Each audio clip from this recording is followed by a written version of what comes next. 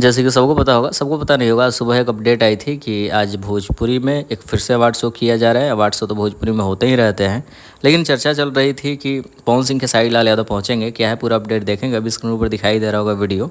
यहीं पे award show होना है और ये जो सीन है ये लखनऊ का सीन है।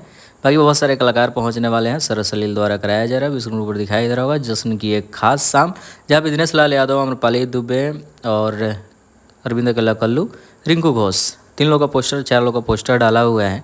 रही बात पवन सिंह और खेसारी लाल यादव को लेकर, तो हमें नहीं लगता है 100% पवन सिंह और खेसारी लाल यादव नहीं पहुंचेंगे, क्योंकि ये जो पोस्ट दिखाई दे रहा है स्क्रीन ऊपर, जहाँ पे लिखा हुआ है कौन से आपके दिल में धड़कते हैं, आलोक कुमार, अरविंद कल्लू और नीलकमल सिंह।